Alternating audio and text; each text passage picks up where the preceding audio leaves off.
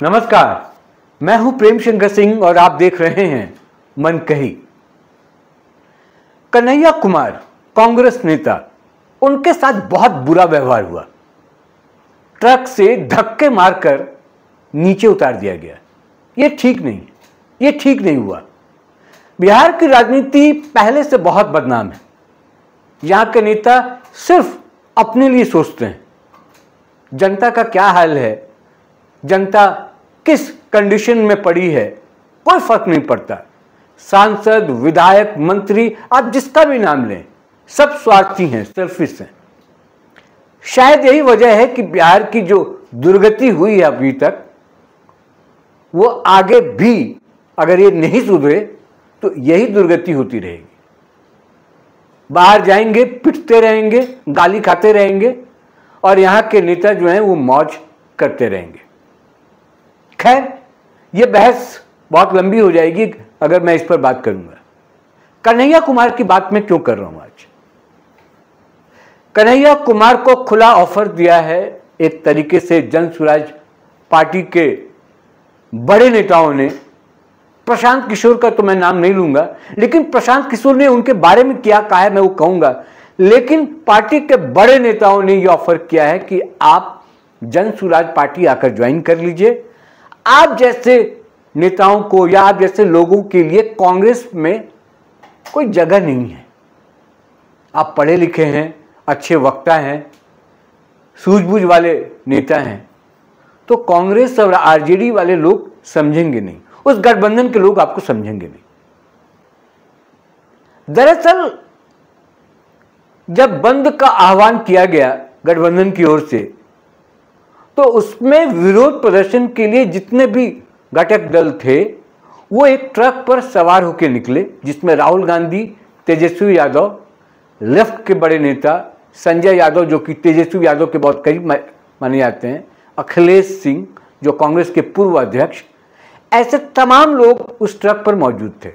जाहिर तौर पर कन्हैया कुमार भी एक बड़े नेता हैं कांग्रेस के, राहुल के बहुत दुलारे हैं, वो भी वहां पर गए। ट्रक पर चढ़ने की कोशिश की, लेकिन लोगों ने उनको उतार दिया, या कह लीजिए जो सुरक्षा में तैनात थे वहां पर लोग, उन्होंने उतार दिया। ऐसे तो हुआ नहीं होगा ना, ये सब कुछ किसी के कहने पर हो रहा होगा। वरना कन्हैया कुमार जो कि अभी कांग्रेस को एक तरीके से लीड कर रहे हैं बिहार में, तमाम यात्राएं और पलायन को लेकर, रोजगार को लेकर हल्ला जो बोल रहे हैं वो कन्हैया कुमार बोल रहे हैं। और राहुल गांधी किस तरीके से उनको फ्रंट पर लेकर आए हैं ये पूरी दुनिया जानती है। इतने नेता वहां पर थे और उसमें अगर कन्हैया कुमार गए तो उनको चढ़ने क्यों नहीं दिया गया? बहुत दुखी है कन्हैया कुमार, व्यथित हैं। और उससे भी बड़ी बात कि राहुल गांधी कुछ बोल नहीं पा रहे, और ये आज की बात नहीं है। अगर आप इतिहास में जाइएगा तो इसकी एक लंबी कहानी है। ये कन्हैया कुमार के साथ जो हुआ वो ऐसे ही नहीं हो गया, इसके पीछे बड़ी वजहें रही हैं। दरअसल आरजेडी कभी भी कन्हैया कुमार को पसंद करती ही नहीं, लालू यादव पसंद करते ही नहीं, तेजस्वी यादव पसंद करते ही नहीं, इसलिए उनके साथ ये बुरा बर्ताव किया गया। उनके लोगों को यह पता है कि तेजस्वी यादव कन्हैया कुमार को पसंद नहीं करते, अपने बराबर पर लाकर खड़ा नहीं करना चाहते। गठबंधन का एक बड़ा चेहरा हो जाएंगे कन्हैया कुमार। चुनाव तक लड़ने नहीं दिया जाता, लोकसभा में प्रचार करने तक नहीं दिया गया, यह आरजेडी के दबाव में हुआ। और जब तक अखिलेश सिंह थे वहां पर, जो कि कहा जाता है कि भले ही वो कांग्रेस के अध्यक्ष रहे हो, लेकिन वो लालू यादव के इशारे पर काम करते रहे। देखिए, कोई भी नेता किसी भी पार्टी में हो सकता है, पसंद नापसंद कोई भी कर सकता है, लेकिन जो एक मर्यादा की राजनीति होती है वो तो होनी ही चाहिए। और शायद यही वजह है कि प्रशांत किशोर से जब इस पर सवाल किया गया तो उन्होंने भी यही कहा कि कन्हैया कुमार जैसा नेता बिहार में नहीं है कोई, कांग्रेस के पास तो है ही नहीं। एक पढ़ा लिखा नेता जिसको विषय की समझ होती है क्या बोलना है नहीं बोलना है उसकी समझ है, बढ़िया स्पीच देते हैं।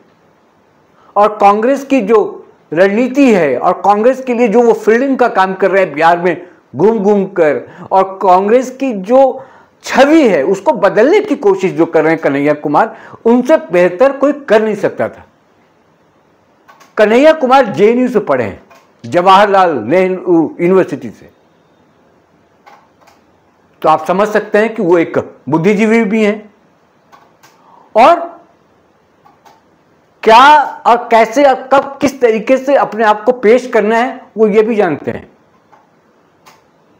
लेकिन आरजेडी हमेशा से कन्हैया कुमार से दूर रहना चाहती है। अब इस पर राहुल गांधी ने भी खुलकर नहीं बोला है। हुआ जो बिहार में वो निंदनीय है। पप्पू यादव के साथ भी सुना है कि उनको भी धक्का दिया गया, उनको भी चढ़ने नहीं दिया गया। पप्पू यादव भी बिहार के बड़े नेता हैं, हमेशा से राहुल गांधी के चहते रहे हैं, या राहुल गांधी उनको कितना भाव देते हैं या नहीं देते हैं वो अलग बात है, लेकिन पप्पू यादव तो कांग्रेस के लिए जान से लगते हैं। लेकिन टिकट उनको भी नहीं दिया गया क्योंकि पप्पू यादव भी लालू फैमिली के लिए ठीक नहीं माने जाते हैं, यानी कि लालू फैमिली उनको पसंद नहीं करती है, उनको भी धक्का देके निकाला गया। तो कुल मिलाकर जो हुआ कन्हैया कुमार के साथ उस बंद के दौरान, उस प्रदर्शन के दौरान, वो घोर बेइज्जती हुई उनकी, उससे बहुत आहत हैं वो। और सबसे बड़ी बात, जो बिहार के भूमिहार समाज के लोग हैं, जो भूमिहार जाति से आते हैं, वो भी नाराज हैं। तो अब सवाल ये उठने लगा है, राजनीति गलियारों में ये चर्चा होने लगी है कि क्या कन्हैया कुमार भी जन सुराज पार्टी ज्वाइन करने वाले हैं। जिस तरीके से प्रशांत किशोर ने उनकी तारीफ की, तो क्या ऐसा लगता है कि एक भूमिहार नेता को लेने के बाद मनीष कश्यप, क्या अब इनकी बारी है? और अगर ये हो जाता है किसी भी रूप में, तो ये पूरे घटक दल के लिए और पूरे बिहार की राजनीति में एक नया चैप्टर लिखा जाएगा। क्योंकि कन्हैया कुमार से आप नफरत कर सकते हैं, लेकिन आप उनको सुने नहीं, उनको देखे नहीं, ये पॉसिबल नहीं है। और इस युवा नेता में जो ताकत है, और उस ताकत को उन्होंने जो पार्टी के उत्थान के लिए जो लगाया कांग्रेस के लिए, राहुल गांधी ने यूं ही नहीं भेजा कन्हैया कुमार को। कोई चेहरा नहीं था कांग्रेस के पास अब बिहार में कन्हैया कुमार के अलावा। लेकिन अब कन्हैया कुमार को डिफेंड कौन करेगा, उनको बचाएगा कौन, उनके लिए लड़ेगा कौन, उनके लिए आवाज कौन उठाएगा? कोई नहीं, कोई आवाज नहीं। ऐसे में प्रशांत किशोर का कहना, जो कि आपको पता है कि आरजेडी के खिलाफ कितना बोलते हैं प्रशांत किशोर, कांग्रेस के खिलाफ कितना बोलते हैं, लेकिन सिर्फ कन्हैया कुमार पर उन्होंने हाथ रखकर या मरहम लगाकर क्या कहने की कोशिश कर रहे हैं और क्या साबित करना चाहते हैं। खुला ऑफर है जन सुराज पार्टी की तरफ से, इसको ऐसे समझिए कि आप आइए, आपके लिए दरवाजा खुला हुआ है, आप जन सुराज पार्टी को ज्वाइन कीजिए। अगर आप बिहार बदलने की बात करते हैं, बिहार में विकास की बात करते हैं, पलायन पर बात करते हैं, रोजगार को लेकर आप सवाल उठाते हैं, तो आपका स्वागत है जन सुराज पार्टी में। जन सुराज पार्टी को ऐसे नेताओं की जरूरत है, भले ही कांग्रेस में आपकी कद्र हो या ना हो, आरजेडी के लोग आपका कद्र करें या ना करें, आरजेडी वाले कर भी नहीं सकते। और ये तय है कि कन्हैया कुमार और तेजस्वी यादव में जमीन आसमान का फर्क है। लेकिन तेजस्वी यादव के पास जो एक बहुत बड़ा एक सपोर्ट सिस्टम है, वो है लालू यादव का पिता होना। वो लालू यादव के बेटे हैं, यही सबसे बड़ी उपलब्धि है उनकी। और कन्हैया कुमार एक सामान्य से घर से उठकर आए, उन्होंने अपनी राजनीति, उन्होंने अपना करियर खुद बनाया है, लड़के बनाया है, और बिहार में भी वही करने की कोशिश कर रहे हैं।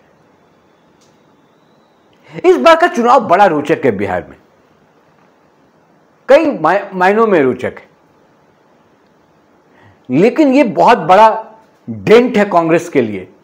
और कांग्रेस किस मुंह से लोगों के पास जाएगी मुझे समझ में नहीं आ रहा, अपने लोगों के पास, क्योंकि अभी सीट शेयरिंग को लेकर भी एक बहुत बड़ा पेच फंसा हुआ है। 70 सीट से लेकर अब वो 40-45 तक बात आ रही है। अंदर खानी ये बात चल रही है कि कॉम्प्रोमाइज करना होगा कांग्रेस को। कहां कांग्रेस ज्यादा सीट मांगने की सोच रही थी, वहीं उसको कहा जा रहा है कि आप 40 सीट से ज्यादा नहीं दे सकते। ये भी अभी अटकलों का बाजार है, क्लियर नहीं है कुछ भी। तो बिहार में इस प्रकरण के बाद मुझे लगता है कि हो सकता है बहुत बड़ा एक और फेरबदल हो जाए। और कन्हैया कुमार का कांग्रेस अगर छोड़ दिया उन्होंने तरीके से, इस क्राइसिस को मैनेज नहीं कर पाई कांग्रेस अगर, और कन्हैया कुमार अगर जन स्वराज पार्टी ज्वाइन कर लेते हैं तो फिर कांग्रेस वैसे भी साफ हो जाएगी। तो मेरा यह कहने का मतलब है कि बिहार में जो बिहार की छवि है उसको सुधारने की कोशिश की जाए, और उसमें इन जैसे नेताओं का आना, मैं और किसी को तो नहीं मानता, लेकिन प्रशांत किशोर एक इंटेलेक्चुअल हैं। मैं जो उनकी कमियां हैं उन कमियों को भी गिनाता हूं मैं, जैसे बहुत इगोइस्ट होना या ये सोचना कि मेरे से बेहतर कोई नहीं है, घमंड आ जाना। कुछ कमियां मुझे फील होता है, अब सच्चाई क्या है नहीं पता, लेकिन प्रशांत किशोर इंटेलेक्चुअल आदमी है, पढ़ा लिखा आदमी है। उसकी सोच और जिस तरीके से वो माहौल बना रहे हैं जन स्वराज पार्टी के लिए, वो भी काबिल तारीफ है। अब इन सब के बीच में बीजेपी कहां है, एनडीए कहां है? और मैं आज एक बात और आपसे कहूं कि ये बिहार का जो चुनाव इस बार इंटरेस्टिंग क्यों हो गया पता है? बिहार का चुनाव इसलिए इस बार इंटरेस्टिंग हो गया क्योंकि नीतीश कुमार कमजोर पड़ गए। नीतीश कुमार की बीमारी को लेकर जो बातें चल रही हैं उसको लेकर तमाम पार्टियों में और तमाम नेताओं में एक उत्साह का माहौल है कि हो सकता है कि उनको लगता है कि नीतीश कुमार का वो जगह ले लेंगे। तो एक क्राइसिस जो है, क्योंकि बीजेपी में भी कोई बड़ा नेता ऐसा नहीं है जो नीतीश कुमार की जगह एकदम से ले सके। जीतने के बाद चुनाव अगर बीजेपी जीत जाती है उसके बाद कुछ फैसले हो जाते हैं तो अलग बात है, लेकिन फिलहाल कोई ऐसा बड़ा चेहरा नहीं है। सुशील मोदी होते तो बात कुछ और होती, क्योंकि सुशील मोदी बिहार के जाने माने एक नेता थे, लेकिन वो अब हमारे बीच रहे नहीं। तो नीतीश कुमार के बाद जो शून्य दिखाई पड़ रहा है उसको भरेगा कौन एनडीए में? तो उसकी वजह से क्या हो रहा है कि बाकी जो नेता, जैसे आप चिराग पासवान को ले लीजिए, कांग्रेस में कुछ उम्मीदें हैं। तेजस्वी यादव को लग रहा है कि अगर इस बार वो चीफ मिनिस्टर नहीं बन पाएंगे तो फिर कभी नहीं बन पाएंगे, क्योंकि ये सही मौका है। बिहार की राजनीति में क्राइसिस है एक। बीजेपी क्या कमजोर पड़ रही है ऐसा उनको लग रहा है, एनडीए क्या कमजोर पड़ा है। अगर उसका फायदा लालू यादव उठा लें और लालू यादव तेजस्वी यादव को सीएम बना दें, तो एक सपना उन्होंने देखा है। तो अपने आसपास ऐसे मजबूत लोगों को देखना नहीं चाहते हैं, चाहे वो कन्हैया कुमार हो या कोई और। तो ये है बिहार की राजनीति। तो आज जो ये वीडियो बना,